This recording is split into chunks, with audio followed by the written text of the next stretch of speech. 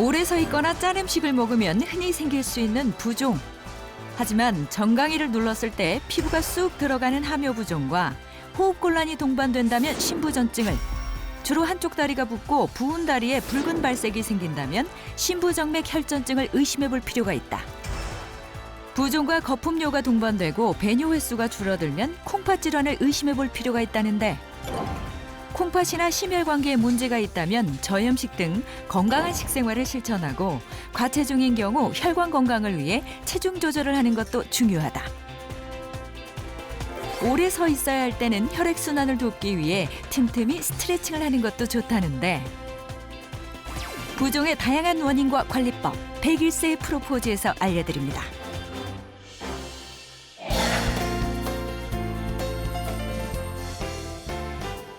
안녕하세요. 101세의 프로포즈 아나운서 임수민입니다. 보통 혈액순환이 잘 안 되거나 짠 음식을 먹으면 부종이 생길 수 있다고 하죠. 그런데 만약에 특정 부위가 계속해서 붓는다면 원인 질환이 숨어 있을 수도 있다고 합니다. 그래서 오늘은 부종의 원인과 관리법에 대해서 알아보는 시간 마련했습니다. 오늘 도움 말씀 주실 두 분 선생님 소개해드립니다. 고려대 의대 순환기내과 나승훈 교수님 어서 오세요. 네, 안녕하세요. 네, 안녕하세요. 자, 그리고 101세의 프로포즈 주치의시죠. 정형외과 전문의 이수찬 선생님 함께 하셨습니다. 안녕하세요. 안녕하세요. 네. 사실 저도 오랫동안 서서 방송을 하면 다리가 붓는다거나 또 저녁에 짜게 먹고 자면 다음날 아침에 얼굴이 붓는 경우가 종종 있거든요. 특히 뭐 녹화가 있다거나 그러면 난감할 때가 있는데, 교수님, 이렇게 부종이 생기는 원인은 뭘까요? 네, 일단 부종에 대해서 오늘 논의를 하기 전에 부종의 정의를 좀 알려드려야 될 것 같습니다. 네. 몸 안에는 세포가 있고 그 세포와 세포 사이에 간질이 있어서요. 네. 그 평상시에 수분이 세포하고 간질 간의 균형을 이루고 교통을 하고 있다고 이해를 하시면 되고요. 부종이 생기는 이유는 특별히 이 간질 속에 수분이 비정상적으로 많이 축적이 되면서 국소적으로 수분 함량이 많아지면 그 조직 부분에 부어오르는 듯한 현상을 보이는데, 이러한 현상을 부종이라고 할 수 있죠. 네네. 특히 짜거나 뭐 오래 서 있거나 해서 국소적으로 한 부위에 부종이 일과성으로 오는 경우도 있지만 병적으로 생기는 경우에 대해서는 한번 원인을 찾아봐야 될 상황으로 이해를 하시면 되겠습니다. 네네. 사실은 부종이 있다 하더라도 몇 시간 정도 부종이 생기는 거는 뭐 그러려니 하고 이제 이렇게 무심코 지나가는데, 네. 계속 부종이 생기면 좀 걱정도 되고 또 검사를 받아봐야 되는 건데, 부종의 원인이 사실 굉장히 많은 것 같습니다. 특히 어르신 같은 경우는 이제 고혈압, 고지혈증 같은 혈관 관련된 질환이 많으신데, 그런 혈관 관련된 질환이 결국은 부종의 한 원인이 되는 것으로 알고 있습니다. 네. 말씀하신 대로 가장 흔한 부종을 일으킬 수 있는 심혈관 질환 중에 하나는 심부전증입니다. 네네. 아마 심부전증이라는 말 자체가 좀 어렵게 느껴질지 모르겠는데요. 심은 심장을 얘기하시는 거고, 부전증이라는 얘기는 심장이 효과적으로 기능을 못한다 하면 효과적으로 수축을 해서 심장 안에서 피를 대동맥을 통해서 전신에 공급을 해줘야 되는데, 네. 적절하게 심장이 수축 기능을 수행하지 못해서 생기는 몸 안에 충혈이 되는 반응, 그로 인한 부종을 이야기하고요. 네. 이완기에 장애가 있어서 부종이 생길 수 있습니다. 심장이 수축할 뿐만 아니라 적절하게 이완도 해야 돼서 이완할 때 몸 안에 유입되는 피를 받아야 되는데, 그러한 이완 기능이 떨어져도 폐충혈이 생기고 전신 충혈이 생길 수가 있습니다. 특별히 심부전증과 관련된 부종의 증상은 네. 팔다리도 붓지만 특히 하지, 특히 경골이라고 하죠. 예. 여기 정강이뼈, 거기를 손으로 콕 누르면 누른 자주 그대로 유지되는 한국말로 함요부종이라고 합니다. 그러한 함요부종이 생기는 경우가 가장 특징적인 부종의 증상이라고 할 수 있습니다. 네. 보통 우리가 오랫동안 뭐 서서 일을 한다거나 앉아서 있거나 할 때 다리가 붓는 경우는 많은데, 다리만 붓는 것이 아니라 팔다리도 같이 붓고, 아까 이 정강이 아랫부분 얘기하셨는데, 여기 눌렀을 때 금방 나오지 않고 이러면 검사를 한번 받아볼 필요가 있다는 그런 말씀이신 거죠? 네, 그렇죠. 예. 심부전증이라 하면 붓는 것도 붓는 거지만 반드시 동반 증상이 있거든요. 가장 흔한 동반 증상이라는 거는 호흡곤란이 첫 번째입니다. 이제 효과적으로 심장이 못 자거나 이완을 못해서 전신 피가 몸 심장 안에 잘 몰려주지를 못하면은 결국은 폐충혈이 흔하게 일어나고 그 폐충혈 때문에 숨이 차게 느껴지죠. 폐에 물이 가득 차는 듯한 그 느낌의 증상을 이해하시면 되고요. 그 숨찬 것이 운동할 때 숨찬 것도 초기 증상이지만 시간이 좀 지나서 증상이 악화되면은 가만히 있어도 숨차고 또 누워 있으면 숨찬 게 더 악화되고요. 심지어는 누워 있으면서 잠을 취하다가도 숨이 차서 깨는 경우, 숨 차서 창문을 열고 환기를 하고 싶어하고 이런 증상이 동반되는 것이 심부전증, 호흡곤란. 또 폐충혈이 계속되면 기침도 생깁니다. 그래서 호흡기계 증상으로 착각할 수도 있는데요. 기침은 생기지만 가래가 동반되지 않으면서 호흡곤란의 증상이 있고 함유 부종이 있고 전신의 부종이 동반되고 그것이 빨리 소실되지가 않는다. 그러면 심장 기능이 떨어진 건지 확인을 해야 될 필요가 있습니다. 단순히 부종뿐만 아니라 다른 여러 가지 증상도 또 동반을 하는군요. 신부전증의 경우에. 근데 이 신부전증이라는 게 누구나 걸릴 수 있는 질환인가요? 이제 특히 이 시청하고 계시는 네. 많은 연세 드신 분들은 다양한 위험인자들, 심혈관계 위험인자들 갖고 계시죠. 고혈압, 고지혈증, 당뇨병, 여러 순환기 위험인자들을 가지고 계실 텐데요. 가장 흔한 심부전증의 원인 중에 하나는 허혈성 심질환이라 하는 협심증, 심근경색증이 되겠습니다. 심장을 먹여 살리는 혈관, 관상동맥에 병이 있어서 혈류 공급이 적절하지 않으면 심장 기능이 떨어지죠. 또 한 가지는 조절되지 않는 고혈압. 고혈압이 있으시지만 약물치료를 적절히 안 받고 있거나 그래서 혈압이 조절이 잘 안 되면 심장에 부담을 주죠. 심장이 몸 안에 있는 저항을 이기고 계속 일을 해야 되기 때문에 그것 때문에 생기는 심부전증. 네. 그 외에도 심근증에 해당하는 것이 있습니다. 심근증은 유전적인 소인이 있을 수도 있고 바이러스 감염으로 생길 수도 있고 심장 근육 자체의 수축 능력이 소실되는 병이거든요. 그런 병 때문에 생기거나 또 한 가지는 이제 부정맥이 흔한 것 중에 하나인데요. 심방세동처럼 빠르고 불규칙적인 그런 부정맥이 지속되면서 심장 기능이 점차 떨어지는 경우가 있습니다. 부정맥이라든지 또는 전신 대사, 또 강력한 스트레스, 예. 육체적인 스트레스뿐이 아니고 정신적인 스트레스에서도 스트레스 관련 심근증이 생길 수가 있습니다. 이런 여러 가지 원인들에 의해서 심장 기능이 재기능을 못하면 심부전증이 초래될 수 있는 것이죠. 그렇군요. 저도 고혈압이 네. 있고 또 이제 스트레스를 많이 받고 이런 상황에서 숨이 차거나 또는 부종이 있으면 중간에 검사를 해봐야 되겠다는 생각이 듭니다. 그런데 교수님, 이게 양쪽 다리가 다 붓는 게 아니고 한쪽 다리만 지속적으로 붓는다면 심부전증 말고 다른 혈관 질환을 조금 의심해야 된다는 그런 이야기를 제가 들었습니다. 네, 우리 선생님께서 잘 지적해 주셨는데요.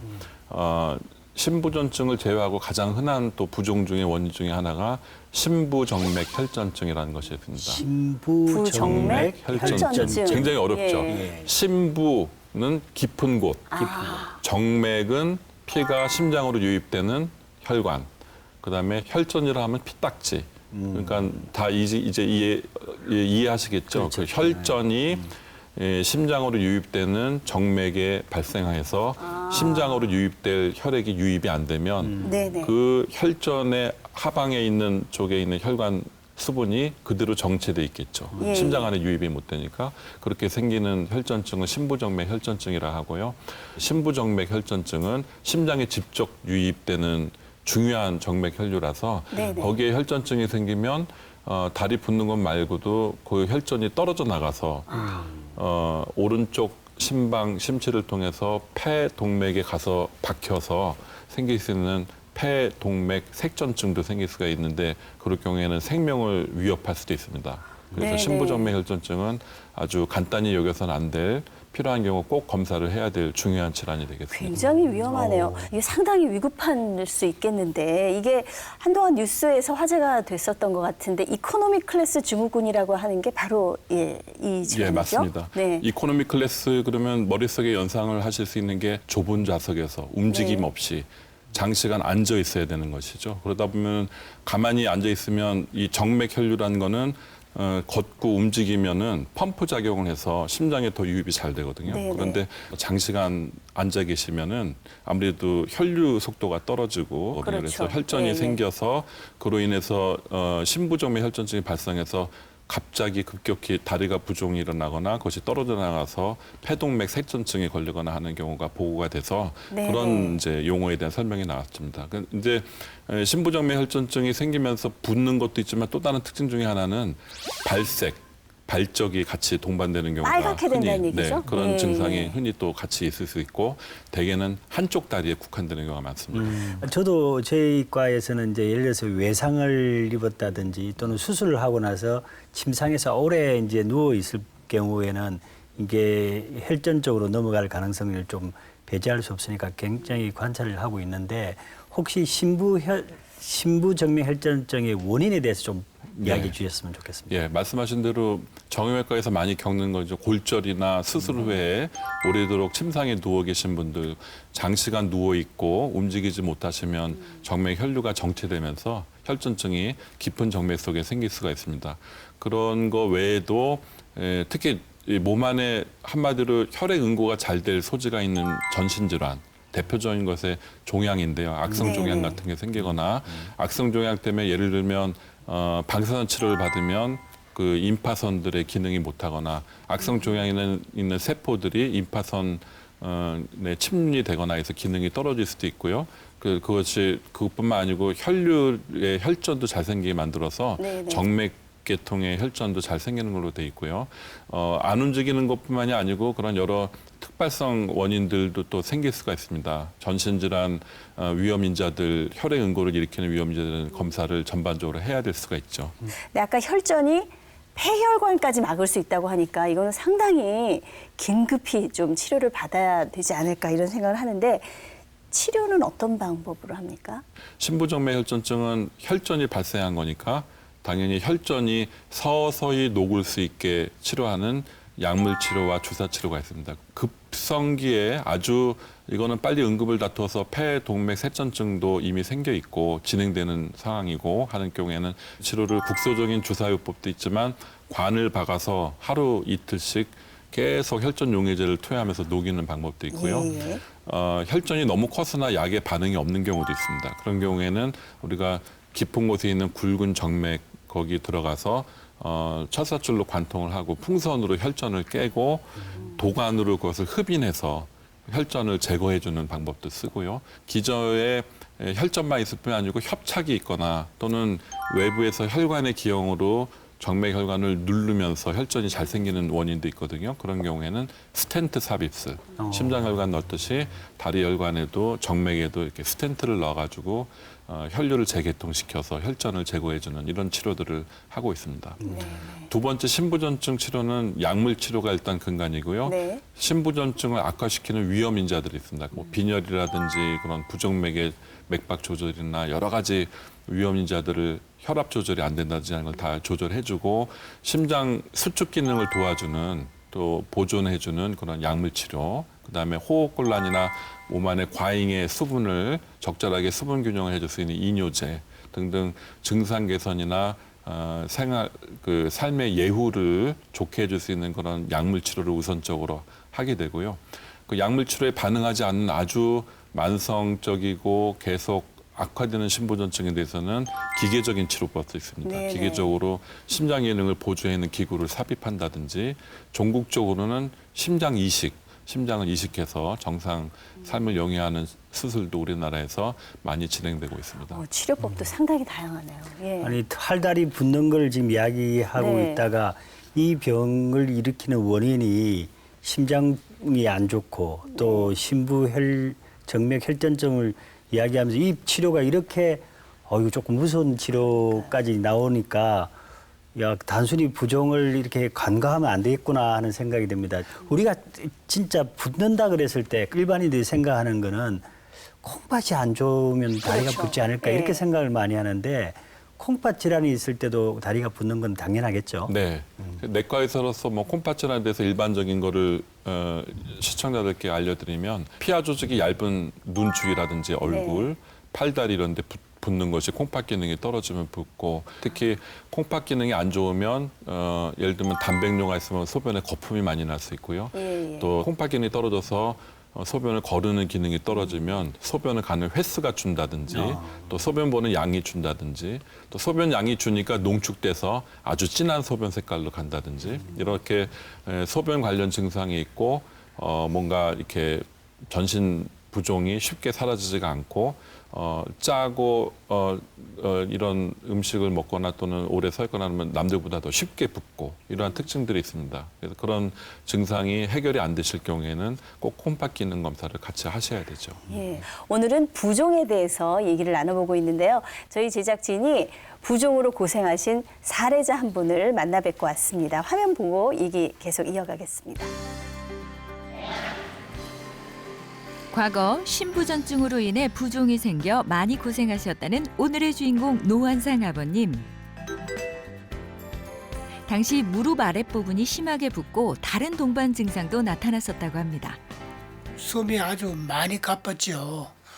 그리고 다리가 퉁퉁 부어가지고 손으로 누르면 쑥 들어가고, 그리고 이제 잘 때는 밤에 땀을 많이 흘렸어요.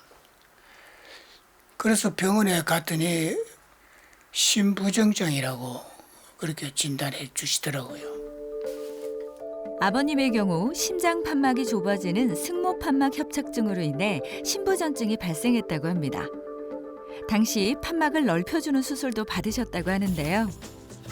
신부전증이 한번 생기면 꾸준한 관리가 필요하고 아버님은 고혈압까지 있어 수시로 혈압을 확인하며 관리하신다고 합니다. 혈압이 조절되지 않으면 신부전증이 악화될 수 있기 때문이죠. 체중도 매일 확인하신답니다. 신부전증으로 인해 부종이 생기면 체중이 급격히 증가할 수 있다고 하네요. 신부전증이니까 혈압이 높아지면 안 되니까 그것을 항상 체크하는 거, 이것을 생활화하고 있습니다. 혈액순환을 돕기 위해 운동과 스트레칭도 꾸준히 하고 계십니다. 단 심장에 부담을 주지 않는 가벼운 운동을 하시는데요. 두 팔과 두 다리를 수직으로 들고 1, 2분 정도 가볍게 흔들어주면 혈액순환에 도움이 된다고 합니다. 식단도 열심히 관리하고 계십니다. 특히 저염식을 하기 위해 노력하는데요. 소금 대신 된장 같은 장류를 사용하면 염도를 낮추고 감칠맛을 더할 수 있다고 합니다. 아버님의 경우 이뇨제를 복용하고 있어 토마토 등 칼륨 함유 식품도 챙겨 드십니다. 단 이뇨제의 종류에 따라 개인의 상태에 따라 반대로 칼륨 섭취를 주의해야 하는 경우도 있기 때문에 식이요법을 하기 전 반드시 주치의와 상의가 필요하다고 합니다. 아버님은 꾸준히 노력한 덕분에 비교적 잘 관리되고 있다고 하네요. 이 부종을 예방하는 것도 거의 짜게 안 먹는 게 아주 중요합니다. 그래서 항상 싱겁게 먹는 걸로 노력하고 있습니다. 정기적으로 상태도 확인하고 계십니다. 신부전증이 있으면 폐 속에 체액이 증가하는 폐부종이 생길 수 있어 흉부 엑스레이 검사를 진행하고 심장 초음파 검사를 통해 심장 크기와 판막 면적을 확인해 봤는데요. 판막 면적이 좁아지면 심장에 부담이 가기 때문에 심장 크기가 커질 수 있다고 합니다. 안녕하세요. 요새 혹시 숨이 많이 차거나 다리가 붓거나 그러지 않아요? 네, 요즘은 잘 지내고 있습니다. 예. 예. 여기 이게 우리가 3년 전에 찍은 엑스레이예요. 그리고 폐에 물이 고이거나 그러지도 않았어요. 그럼 괜찮습니다. 신부전증으로 인해 폐부종이 발생하면 엑스레이 사진상 폐가 하얗게 보인다는데요. 다행히 폐부종은 발견되지 않았습니다. 또한 노화로 인해 판막 면적이 줄어들기는 했지만 심장 크기는 커지지 않아 비교적 잘 관리되고 있는 상태라고 합니다. 신부전증으로 왔는데요. 그때 숨이 차고 다리에 부종이 있었어요. 그래서 약을 먹으니까 이제 신부전증 증상은 없어요. 숨도 안 차고 부종도 없거든요. 그리고 등산도 약간 할 수 있는 그 정도이기 때문에 잘하고 있다고 생각합니다. 앞으로도 꾸준히 치료받고 관리하면 건강하게 생활하실 수 있다고 하네요. 물이 없는 삶, 절제된 삶, 그렇게 하면 천수를 누리지 않나 이런 믿음을 갖고 살겠습니다. 적당한 운동과 건강한 식생활 꾸준히 실천하셔서 행복한 노후 보내시길 바랍니다. 네, 사례자분은 꾸준히 노력하신 덕분에 다행히도 증상도 많이 호전이 되셨는데 이 혈액순환 문제로 인해서 부종이 생기는 경우 치료도 중요하지만은 생활습관 개선이 굉장히 중요하겠어요. 예. 네.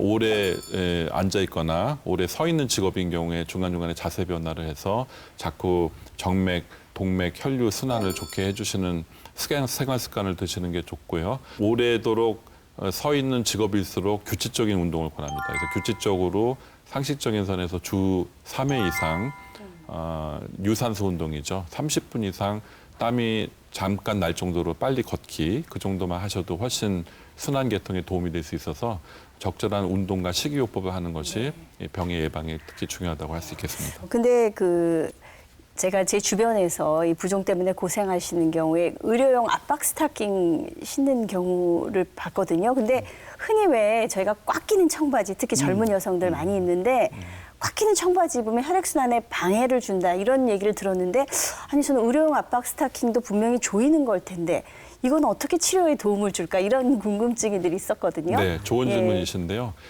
일반적인 꽉 조이는 옷은 전체적으로 조이기 때문에 힘이 드는데 네. 의료용 압박 스타킹은 아랫 부위는 더 조이고요. 위는 조금 더 느슨하게 해줍니다. 그래서 밑에 서 있는 부종을 짜주고 위로는 정면 유입이 좀 더 잘 되는 쪽으로 그렇게 고안이 돼 있거든요. 그래서 또 좋은 기능적인 치료를 하는데 도움이 될 수가 있습니다. 그러니까 이제 아래를 조여주고 상대적으로 조금 더 위는 느슨하니까 느슨하고, 예. 혈액이 오히려 심장으로 그렇죠. 더 잘 가겠네요. 네. 예. 오늘 저희가 부종에 대해서 살펴보고 있습니다. 부종 관련해서 이 밖에도 궁금한 점들 많으실 텐데요. 오늘도 친절한 진료실 시간 준비했습니다. 먼저 질문 살펴볼까요? 첫 번째 질문입니다. 사우나 또는 반신욕을 하면 부종을 완화하는 데 도움이 된다고 하던데 실제로 효과가 있는지 궁금해하시는 분들 계셨습니다. 다음으로 붓기가 있을 때 차가운 숟가락이나 빈병으로 가볍게 마사지를 하면 붓기를 가라앉히는 데 도움이 된다고 하던데 정말 그런지 질문 주신 분들 계셨습니다. 마지막으로 늙은 호박을 먹으면 부종 완화에 도움이 된다고 하던데 실제로 도움이 되는지 혹시 다른 부작용이 생기진 않을지 궁금해하시는 분들 많았습니다.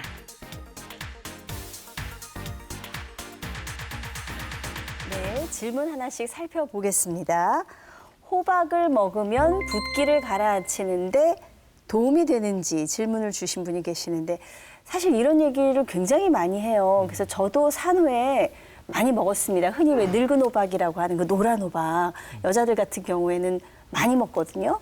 예, 도움이 됩니까? 네, 경험적으로 다들 많이 드신다는 얘기는 효과가 있다는 뜻이겠죠. 늙은 호박이라는 게 뭐 베타카로텐, 칼륨, 비타민 C 등 여러 영양분도 있고 이뇨 작용도 있고 해서 그걸 경험적으로 연세 드시고 몸이 붓는다 하면서 같이 드시는 분들이 많은 걸로 알고 있고요. 뭐든지 과하면 오히려 더 악영향을 줄 수 있다는 말이 있는데요. 너무 과하게 드시면 오히려 거꾸로 부종이 부종을 불러일으키는 경우도 있다고 합니다. 그래서 오히려 처음엔 빠지는 것 같지만 그것 때문에 항상성을 유지하려고 또 몸에서 수분을 더 끌어들이고 하기 때문에 오히려 악화될 소지도 있다는 이야기도 있어서 적당하게 드시는 건 좋지만 더군다나 그런 어르신들 중에 많은 분들이 당뇨병이 있으신 경우에는 당분 섭취가 갑자기 더 많아지면서 혈당 조절에 실패하는 경우도 있기 때문에 균형 있게 적소에 적당량만 드시는 것을 추천드리는 바입니다. 저 아는 분은 붓기 빼려고 호박을 열심히 드셨는데 붓기는 빠졌는데 살이 쪘다고.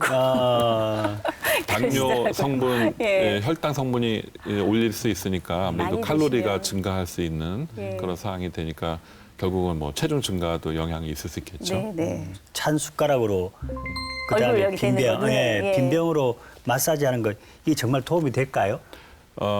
차가운 기구를 뭔가 몸에 대는 것은 차갑다는 것은 결국 혈관을 수축시키고 그렇죠. 혈관에서 나오는 이 염증이라 이럴 때 발생하는 삼출액 이런 것들을 줄이는 데 도움이 되겠죠. 다시 말해서 차가운 기구로 마사지를 가볍게 해주는 거는 어떤 급성 염증성 부종, 염증이 있거나 부종이 생기는 경우에 조금 도움이 될 소지는 있습니다. 그러나 일반적인 지금까지 저희가 상의한 그런 부종에 대해서는 그러한 물리적인 방법으로 해결은 안 될 거로 생각하고요. 가벼운 마사지나 혈액순환을 도와주기 위한 그런 정도는 무리가 없겠지만 뭐 차가운 기구를 댔다고 부종이 빨리 사라지거나 이런 것은 의학적으로 합당하지 않다고 생각이 됩니다. 별로 그렇게 크게 도움은 안 되는가 봐요. 기분만 좋았나 봐요. 예. 네. 또 이런 질문이 있습니다. 사우나나 반신욕을 하면 붓기를 가라앉히는데 도움이 되는지 하는데 사실은 주위에 이런 분들이 있어요. 사우나 네. 반신욕에서 붓기를 좀 가라앉혔다. 아무래도 이렇게 수분을 쭉 빼고 나니까 예. 좀 가라앉는 느낌이 들지 않을까 네. 싶은데. 환자분들도 많이 물어보는 질문 중에 하나인데요. 아주 그 상당히 고온의 반신욕을 오래도록 할 경우에는 그래도 협심증이나 심근경색증, 고혈압, 신부전증 있는 분들은 이 혈관이 이완되죠. 혈관이 뜨거운 물에 이완이 되면서 수분 그 이동의 변화가 생기고 그것 때문에 혈압의 변화라든지 맥박의 변화가 맥박이 빨라지면 심장이 일을 많이 하는 거거든요. 네. 심장이 일을 많이 하면 신부전증 있는 분들은 악화되고 네. 협심증 있는 분들은 흉통을 느끼거나 이렇게 될 수가 있습니다. 그래서 증상의 악화나 병의 경과를 악화시킬 수 있기 때문에 지나치게 무리하게 긴 시간 고온에서 반신욕을 하는 것은 기저 심장질환이나 네. 다른 만성질환 있는 분들한테는 조금 조심을 해야 될 상황으로 보이고요. 특히 당뇨가 있으신 분들은 그런 고온에 오래 노출돼도 감각신경이 둔화돼 있기 때문에 네네. 발에 상처가 나거나 물집이 생기는 걸 모르는 경우도 있습니다. 그래서 당뇨 족부병변이 생겨서 상처가 악화돼서 오시는 분도 있고요. 그래서 예, 예. 그런 물리적인 지나친 자극에 대해서는 적절한 선에서만 하시는 것이 좋겠다. 이렇게 권고를 해드리고 싶습니다. 마지막으로 저희가 좀 꼭 기억해둬야 할 게 있다면 어떤 것들이 있을까요? 네. 특히 기저 위험 인자들이 있으신 분들, 당뇨, 고혈압, 신부전증, 협심증 이런 심혈관 질환이나 대사 이상, 갑상선 이상 이런 병들이 있으신 분들은 그런 원인 질환 때문에 원인 질환이 악화되거나 관련돼서 부종이 생기는지 담당 전문 주치의와 꼭 상의를 하셔서 한 번쯤 점검을 하시기를 추천드리고 싶습니다. 네. 부종이 계속되면 질환의 원인일 수도 있다는 거 기억하시고요. 원인 찾아보시고 건강 잘 지키시기 바랍니다.